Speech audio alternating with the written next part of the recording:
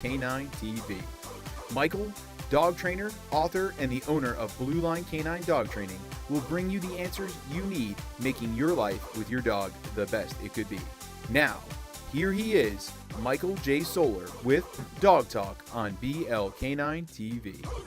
Hey guys, Michael J. Solar here with Dog Talk and Lynn Sable, my guest host today.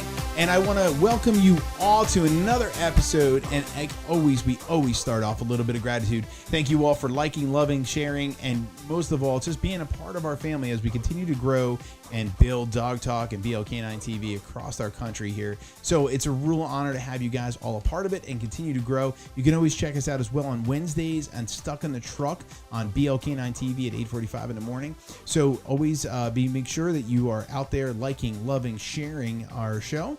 And you can always see all other episodes past on BL Canine TV on YouTube. So you can always check that out or follow on your favorite podcast platform. So without any further ado, let's get started on our topic today. So our topic is going to be the 3 markers that are necessary to train dogs, but more importantly, how it takes place in our lives. So are you ready? I'm ready. All right. Well, in this episode, we are going to be talking about something we discussed a while ago on our episode, the first one you were on. Yeah. And we discussed how marker training takes the human 3 years to actually implement. Yes. So there's 3 markers. There's the terminal, intermediate, and then the correction markers or negative marker, which we learn in operant conditioning. So operant conditioning talks about how you have to have the positive, the neutral, and the negative to create the system, right? Right. So operant conditioning was founded and discovered by Dr. Skinner in Harvard around the 1950s. Mm-hmm. Okay, now Dr. Skinner is a brilliant man. He discovered this stuff. It's easy stuff that you can literally go online and search and research these things. So what a lot of people don't realize is how this is utilized in our lives, right? Yeah. So in our dog training programs, especially our online program, Dog Owner University, we talk about marker training and we talk about how to utilize clickers, treats, touch sticks, all these different tools. Yeah. But we really talk about is how it all works together. And, and this is what we're talking about tonight is a really unique thing is that most people don't realize how important it is on our lives and how often we actually use it. So one of the commands we teach is the dog's name to be a 4-point command. And we've talked about this in many different episodes. Matter of fact, if you ever spend time around me, I literally talk about it all the time. Yeah. And how I accidentally discovered it, you can find out in the 5 Biggest Mistakes, which is one of my first blogs I ever wrote and audios I ever made. 5 Biggest Mistakes Puppy Owners Make. And it's because one time I was in a Target store and some guy said my name. They were like, "Hey, Michael," and I'm like, "I don't know this guy." So I literally just went over to him, like, "What do you want?" He's like, "I don't know you." I was like, "Well, you're the one calling me, Yeah. And he's like, "I don't know." And the worst part about it, I was in a police uniform, so he really didn't want to talk to me at the time, right? Obviously, but he also didn't want to leave me because I'm in a police. I was like, "Where does this conversation go?" If I right? walk away, am I in trouble? Yeah, exactly. So it literally turned into like one of those unique scenarios, right? Yeah. So long story short is we're going to get right into it now. Is one of the things that I discovered when I became a father, my son, and then that day and all this other stuff is how we start training these things. Yeah.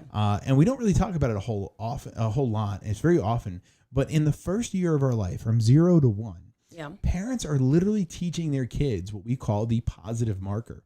That's when you're actually learning your name to be a positive meaning, right? So the baby's there, you're like, "Hi, Travis, it's Daddy," and you make a big deal. You say the kid's name, your high-pitched voice. It's always something big and energetic. Yeah. "Oh, you did poopies. Oh, Daddy." Yes. It's always this big thing. And everybody that comes in contact with that child from 0 to 1 does the same thing. It's like, why are we doing that, right? Yeah. Now, the funny part about it, that's 12 months. Yeah. From the moment the child is born to the first birthday, that is what's going on. Pumped about the name. It's name and then whatever they did. Right. Name, whatever they did. And it's always high energy, some sort of, "Oh, you want a bottle? Travis, want a bottle?" Yeah. Right? It's always this high-pitched, attractive thing that's energy and bringing it in. And as a human, we're naturally drawn into this. We find out that it's a major positive energy thing. Yeah. Now, with our dog training, we don't do that. No. So we have to be reminded we have to do that with our dogs. Where I teach people the name drill, right? So you drop a treat, call your dog, they come over, they get a biscuit, a pet. Now suddenly we're doing the same thing, but it takes the 30 days for your dog, which took us 12 months. To register. Yeah. Huh. Now from 1 to 2, is our intermediate marker. Now, intermediate is what I like to call in the dog world the good boy, good girls. Okay. Those are forms of encouragement. Without the name. No name. It's No name. encouragement. Yes, you can do it. Good job, right? So as a child, again, another 12 months, right? So it's going to be, hi, Travis, it's Daddy. Yeah. Come on, buddy. You can take your first step. Right. That's right. You can go crawl. Come on. Crawl to Daddy. And you're giving what? Encouragement. You're building it, which is a neutral. It's a intermediate, essentially. It's something to get you from point A to point B. It's the encouragement points, the energy. It's the build going back into the positive marker. Yeah. So you want to look at that on that line of building it forward, right? Now, suddenly, as a human, we go into what we call the terrible twos, which is 2 to 3. Now, everybody knows the phrase terrible twos. Now, the irony of that is that there's no real such thing as terrible twos. Okay. It's actually just the timeline where we have to teach the human the negative marker. And that's where a lot of parents introduce their middle name. Okay. So we're throwing them off their game completely. So now as humans, remember, you have to have the three things that we learn in operant conditioning is you have to have your positive, your neutral, and your negative. So for the first year, you taught positive. For the second year, you taught neutral. And the third year, you're teaching negative. So now we're teaching 1, 2, and 3. And that means you now have to, because in order to keep a positive, you have to learn negative, right? Yes. So in order to know that, you have to create the harmony. So in order to actually have a proper neutral, you have to have balance. It has to have the other two. The other two. That makes sense. So now we think about that. Now we go into dog training, right? No matter what training program you always talk to, they're always like, okay, good boy, give a treat, blah, blah, blah, do this kind of stuff. When the truth be told is what you really want to do is just focus on the positive marker. Yeah. Right? Because here's the thing is, what I've learned as a human is if you call me out and you correct me, it's game on, bitch. Like we are not going to have a fun time at that point in time. It's going to be either you're cut out of my life. Like nobody wants to be corrected. Nobody wants to be embarrassed. Nobody wants to be told no. Like have you ever had that friend that constantly calls you and then you're like, hey, do you want to hang out? You're like, no. You want to do this? No. And then what happens after a couple of weeks? They stop calling. Yeah, I think I'm the friend that always says no. Right. So now you're like, I stopped getting invited to things a long time ago. Yeah, and then all of a sudden you're like, hey, honey, have you ever noticed that we didn't get invited to any parties? Right. Yeah, it's because you always told them no. Right. Yeah, but I just like being invited. Yeah, exactly. Everybody wants to be invited, but nobody wants to go. But the thing is that you can't be invited unless you sometimes throw a yes in there. And go because, in, it's like bingo, right? Like bingo, oh, yeah. If you didn't win at least one, you ain't going back. No. Well, your dog is the same way, right? So if we're going to spend a time with our dogs, the first 30 days with your dog should be nothing but high energy, high drive, nothing but love, nothing but attention. And it's constantly should be name a dog, drop a treat next to you. Name a dog, drop a treat next to you. Mike, why am I dropping a treat next to me? Great question. The reason why is because we don't want the dog to look at you as a direct food source, meaning a bribe system. Your bribe system is you. It's the petting, it's your attention, it's your energy. It's not the food. If you always are constantly using food, then your dog's going to look at your hand gestures and not you. True. So now all of a sudden your dog's looking at, is your hand this way? Is it this way? Is it this way? And or do you have your treat pouch? Do you have something? They're smelling with you. They're going to try to outthink you. They're going to try to outsmart you. So they can get it. Yeah, and that goes into a whole nother thing. So the dog is, you got to remember, your dog has 24 hours a day to study you. Yeah, true. Right? So if the dog is studying you literally for 24 hours a day, then you turn around and you're like, all right, I got like 10 minutes to train this dog. Well, you're giving like 10 minutes of your 24 hours to the dog, where the dog has literally been watching you for 24 hours. They know if you did or did not go to the treat closet. They know if you did or did not pick up the treats. They know because they only hear the jiggle of those bags when you're getting them. Yeah. So if you are thinking about that logically, you always want to make sure you are jiggling the bag when you're not giving them treats. You want to give them treats without them realizing there's other connections. And it's where I talk about being consistently inconsistent to create consistency, which, again, whole nother subject because we're really focusing on But this. if we're dropping a treat every time... It's the first 30 days. So only for the first 30 days, drop the treat. Yeah. So you now all of a sudden... that's going to connect them to... So what happens is we created a muscle memory, yes, right, which is classical conditioning, that every time I come back to mom, I get a treat and a pet. Okay, so what you're really teaching them is coming to mom. Without saying the word... anything without saying come. That's right. Yeah. So now I taught muscle memory. Just saying the name. That if I say your name, you're coming. You stop what I do, stop what you're doing, and you come back to mom. True. Which means if you're doing something bad, you're going to stop what you're doing and come to mom. If you are, I don't know, chasing butterflies, you're going to refocus on mom and then go back to her. Yeah. So that means I'm teaching direction, correction, recall, and focus all simultaneous with this drill for 30 days. With your name. Yeah. Yeah. So dog's name, drop treat, dog comes back, gets pet. Yeah. Dog's like, man, this is really good. Now all of a sudden the dog's really excited about this. Now all of a sudden what I do is I'll start using the treat every couple of times. Okay. So I'll fade the treat out, but I'm still giving the pet, still giving the high energy. And now the dog's muscle memory is kicking in. So now all of a sudden you say your dog's name after 90 days of doing this. Yeah. And your dog's like, I don't even know why I'm going back, but I'm going back. Right. I don't. Yeah. I It's feel just I have like to do this. Just like myself, I have a very common name, Michael, you know. So I also have all the common nicknames, Mikey, Mickey, you know, asshole, Mike. you know, whatever. So we have it all, right? So at the same point in time, I go to public places and I hear that name commonly and I have to respond.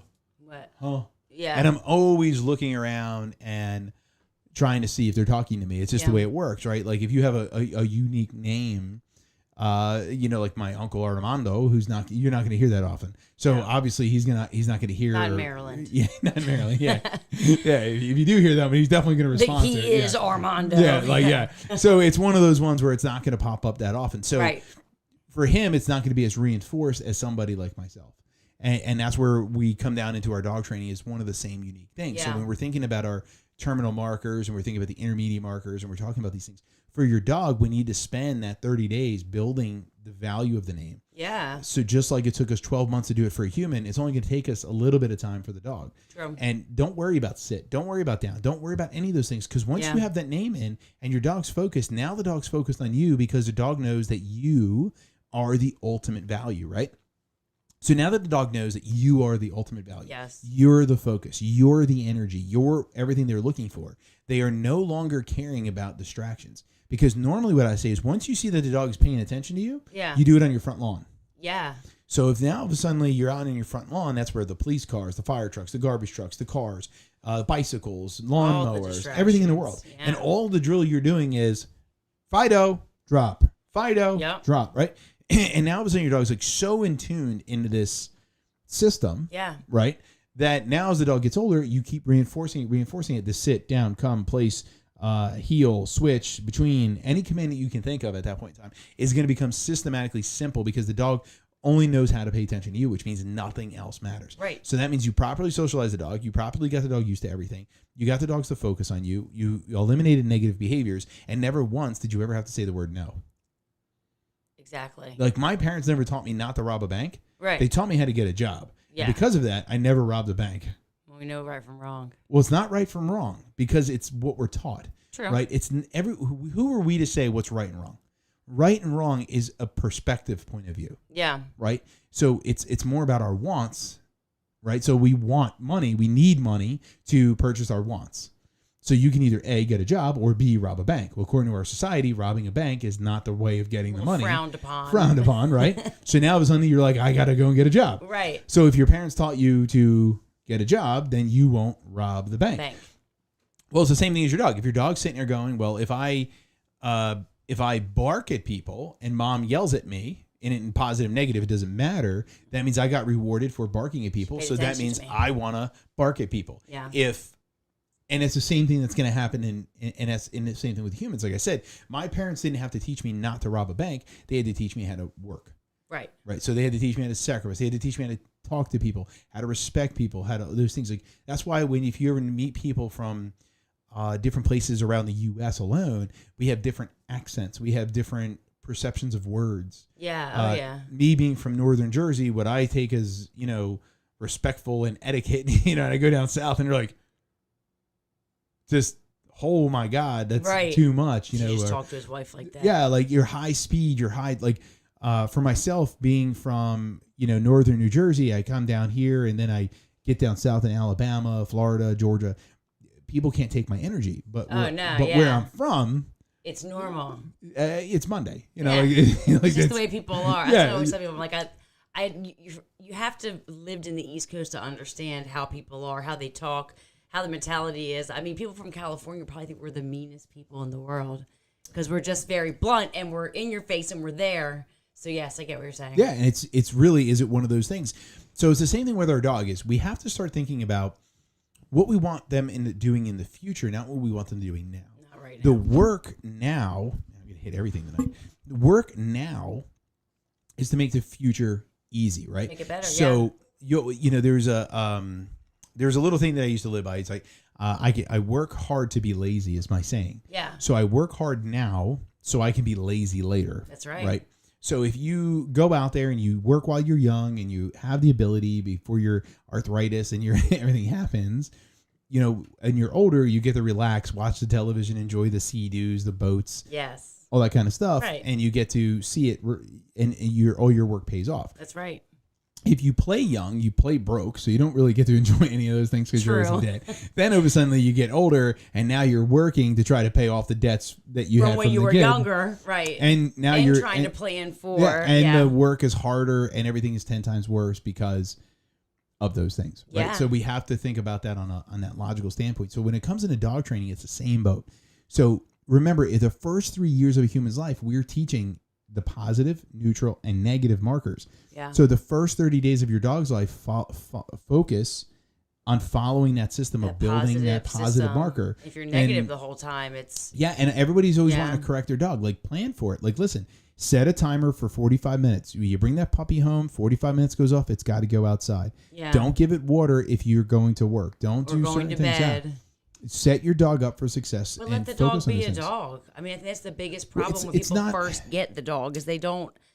I would disagree with that statement, but I agree with what you're saying. Like, don't let the dog be a dog. No, you have to immediately show the structure that you want, but have baby steps put in place. Like, so if my goal is to have a dog off leash, yes, or better yet, my goal is so my dog will walk with me calmly on a leash, and I don't want him pulling. Okay. So what most people do when they have the puppies, because puppies are so young, they physically can't do anything. Right. They don't leash their dogs. Yes. So everybody I see with puppies, they literally are like, oh, he's so good, he just follows me around. I'm like, sure he does, because he doesn't have a choice, and he's physically incapable of doing anything else. Of making a different decision. Right. Yeah. So once he gets physically capable, the question's going to come down, what's going to happen? Then you put a leash on him. Yeah. When the truth be told is if you would have put it on him in the beginning, and he got used to saying that anytime this leash went this way or that way, I go with it. Right. When the dog gets older and stronger and physically capable of manhandling you, now the dog won't, because the dog only knows how to follow the lead. Oh, sorry. Yeah, just click that one off, right? So instead of the dog following or being restricted by a leash, it's now following a lead. Because the difference between a leash and a lead is the use of it. Yeah. A leash is a restriction tool. A lead is a guidance tool. Right. And it's amazing because a lot of dog owners are constantly like, yeah, can you get me the leash? Restriction. Yeah. And then when you meet the horse person, they say, I had to hook my horse to a lead. Yes. And they guide the horse around the ring. Yeah. It's a conception. It's the same thing. Right. But what they're doing changes the word. Yeah. And when you change that word, you change the whole thing. Absolutely. Right. So I had this analogy the other day when I was interviewed for Hartford Style. Right. Okay. And so she had asked me, like, you know, where's my brain with certain things? And we were talking. It's a loaded question. Yeah. Good luck with understanding that one. You got a couple hours. Oh, yeah. Yeah. So I told her that, you know, you always want to focus in on the positive stuff and not the negative stuff. It's the biggest and most important thing to me when you're going into it. And I said the easiest way to understand human analogy is people with kids, like teenage kids that are in like really like hardcore into video games. Yeah. So the analogy I used, and I said to her, I was like, you know, let's just take it, for example, your child is sitting there playing video games. Now, everybody can relate to this one. If you either were the child or you were the parent, right? So you're sitting here, you're playing your video games, right? You're playing your video games, and mom's like, did you do your homework yet? Oh, right after this level. Right. And then it's like 2 hours later, hey, did you do your homework yet? After this life, right? Now it's like 9:30 at night, and mom comes up, did you do your homework? No, not yet, I'm almost done. And then she rips it pulls the plug out of the wall. And you're like, I wish you were dead. I hate you. You ruined my life, blah, blah, blah, right? You embarrassed me with all my friends on, and all this other kind of stuff, right? Right. Now, all of a sudden, I'm going to give you the same exact scenario, right? So I want you to picture this. It's about the video game, but mom took the plug out while you were at school. So now, all of a sudden, you come home, the video game system does not work. There's no power plug. You have no idea why. For it to work. Yeah. No, you can. Obviously, the power plug's not there. I mean, the kid's smart enough to get on the internet and play Call of Duty. He probably knows that the power plug's not there, right? So obviously, the power plug's, Mom, where's the power plug? Well, if you do your homework, I'll give it back. Homework's done. Yeah. Kid gets power back. He plays his video game till he goes to bed. No, not one time in this scenario will that kid wish his mom to be dead. No, there was no negative to it, really. Nothing. Yeah. But mom did the same thing. Yeah. In both stories, mom's action was removing the power plug. Just at different times. And that means it had different points. So even though her action was identical, different things were going on at the different times she did it. It's the same thing as boiling water, right? So Bruce Lee says it best, is be water. Water is one of the only things on this planet that can give life and take life, right? Yeah. So it's all about the pressure put into it. So if I wait for the pressure to be boiling up and toppling over, I am now in a fight. Absolutely. Which means the action taken will create a reaction of negativity. Right. But if I'm before the water is boiling and I remove said plug, right, and I'm teaching what I want is just do your homework, then play video games. That's the habit I'm trying to build, which means if I teach that habit first, once it becomes ingrained, the plug never has to be removed. But if it's always removed in a negative context, when he's wishing his mom dead, he's already playing the video games, he's always going to wish mom dead, and he's always going to come home and play the video games, and the fight is going to continue because we will repeat what makes us feel good. And according to this story, what made the child feel good was playing the video games, not caring about his mom's life and anything in the scenario. Right. So he just wants to play the video games, not doing homework. But if the child knows that step one of doing homework leads to unlimited video games, they will do step one. Yeah. I mean, everybody wants the positive at the end of the road. That's right. Yeah. So what changed a negative to a positive was timing. Yes. That's it. Mom didn't come in 3 hours after she asked something. She's mad. He's mad that he's got to get off. So if mom knows that the event took place and the way to guide the event was being preemptive. Yeah. Which means I'm going to teach you the physical habit of coming home and doing your homework first. And then you'll have all this time to do it. Play your video games, right? So now because of that, no big deal. Works. No problem. No issue, no drama. So if I teach my dog to pay attention to me on their name in the front lawn, they're obviously going to pay attention to me in the backyard where there's no distractions. So if I put the work in the front yard as a puppy and I only focus on the name drill, sit down, come stay happens easy. Oh, yeah. Because once the dog learns how to get the reward, which is AKA the video games, right, or in other scenarios, the treats, they'll repeat any behavior I want to get me what I want. Same as the child wanted to play video games, so the child did the homework. Done. Yeah, that makes sense. See Absolutely. How weird that is? So a timing of an event changes a negative to a positive. Yeah. The action so was the same. 3 hours different. It does. It's really reading a room. It's a scenario, not just, So understanding how my brain works is that simple. It's simply just saying, don't take the obvious for obvious. Yeah. Because most people say, you don't take that crap from your kid, blah, blah, blah. And they'll knock the kid. They'll tell him, you know, it'll get better. You just have to sit down and talk to him. No, you have to change your timing. Boiling water creates unnecessary things, right? So here's a funny thing to think about. And I love using boiling water as my analogy because everybody can sort of have some level of experience with boiling water. You ever fill up like a pot and you put half the pot's full of water, which means technically there's no way this water should spill off because it's only halfway full. But once the water starts boiling, for some odd reason, all the water starts spilling out over the side. Yes. How does it? Wait a minute. That doesn't make sense because there's only half the amount. That means less water. Because it's now spilling out of the sides. Yes. It means less water is still popping over this. And that's because of anxiety, anger, aggression. And if you think about it, what is the easiest way to understand anxiety, anger, and aggression? Heat. Yeah. Heat, red. Boiling red, right? You've seen how it's comboed. So that means if I don't want those things to happen, I can put a lid on it. Yeah. I can control it. You see what I mean? Yes. And then if I do have hot boiling water and I need to control it, I need to lower the temperature. So if I have a dog that it's already in that zone, the first thing I want to do is calm the dog down before I ever communicate to the dog. You won't get through. Which means if the dog is already reacting to another dog, if the dog is already doing something, and I've already taught the dog the name drill, I'm not going to use the name drill. I'm going to bring the dog away from the thing causing the anxiety. Then when the dog's temperature starts to drop down, bam. Right. Hit him with the name drill. Now the dog's refocused on me. Because if you hit him with the name drill in the middle of it, they're not even going to pay attention to you. And I lose it. Yeah, absolutely. And which we talked about in the last one. I ignored that when I was going crazy, and they didn't do anything. That's so now right. I can just keep ignoring it. Yeah. Yeah. So you see how it's all coming in that nice big full circle of events, right? Oh, yeah. So that's our big topic of tonight's episode. What do you think? What do you think about tonight's episode? I think that I learned some things, actually. Good. Your brain is unique and not everybody thinks like you, but I get it. It makes sense. Are you sure? Yeah. It's a lot though. If you think about it. Yeah. it's a lot to take in when you look at it from the human to the dog aspect side, and kind of using that example and how it works in both ways. So absolutely. Yes, it's a lot to like stew over, if you will. Yeah, they always say you shouldn't humanize the dogs. But the truth be told is if you're not understanding it, you need to humanize that understanding. There's got to be a compassion there and empathy. Yeah. I mean, you want to connect it. Yeah, right? I mean, your dog's not a human, but yeah. Yeah, I think the reason why for me in particular, I think what draws people to my brain or the way things I see it is it's not necessarily that I'm dumbing it down. I'm using analogies, right? That's why I think you're really starting to put it together is because the analogies make you go, yeah, it makes sense, because you can click it, you can see it, right? You can understand even if you don't have kids or something like that. We all sort of know. We've all watched a movie that has it. We've seen our nephews, our cousins, right?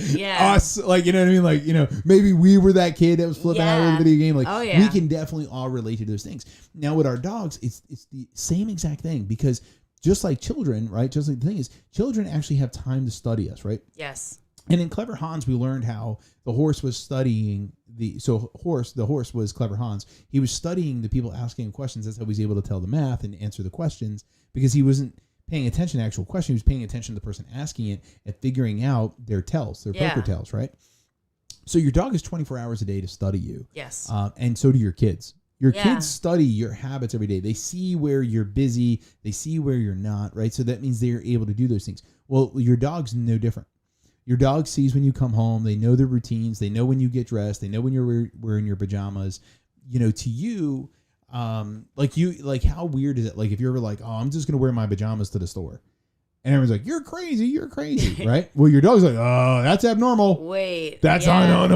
Right. And they'll literally flip out because you changed a routine to that level that's unacceptable in their minds, right? So they'll flip out over that because to them, you created an unpredictability. Yes. So that phrase that I used earlier, being consistently inconsistent to create consistency, is what we're talking about here. Yeah. Is what you want to do is keep your dog constantly thinking on their toes. That's why we always say go to the name drill, and that name drill is what you want to have consistent. What you don't want to be consistent is what time of day, that walk you're on, and where you practice it. Yeah. So that if that is always inconsistent, but the action and reward is always consistent, now you are consistently inconsistent. Yes. Which will teach the dog how to be consistent. Yeah. With their behavior. Right. No matter if you what. say sit, they're going to sit and then give you a paw because they know that's what you're going to That's ask the routine. next. Yeah. That's why we want to change the routine. Yeah. And I always I tell people that you should use index cards to change those up, because we as humans are typically lazy. That's where Craig got the index card thing from. Yeah, you write it on an index card, then you shuffle it up. So that means every time you pick out an index card, that's the order of your training. So now all of a sudden you're like, okay, why am I doing it? Well, I'm doing it because I don't want the dog to create a dance routine. Yeah. Right. So if you know anybody that's like a professional dancer, they literally dance to the steps 1, 2, 3, 1, 2. Right. Yes. And then if you take them to the club, they're like, I don't know what they do. And then they literally do a dance routine to a song that I'm not a club dancer, but I can dance on the stage. Yeah, like they're professional dancers, but and that's the irony of it, right? So they're a professional dancer, and then all of a sudden, like the only way they can dance is if that song that they professionally dance to comes on. And then they're like, oh, I know the song. Boom, boom, boom, boom, boom, and they do it. But outside of that, they're like, I don't know what to do. I have no idea. Right. But then if you go to the club and you see this I don't know, anybody just dancing, I get you, they're not professional dancers. They're just random. And that's the same thing with dogs versus sport dogs versus house dogs.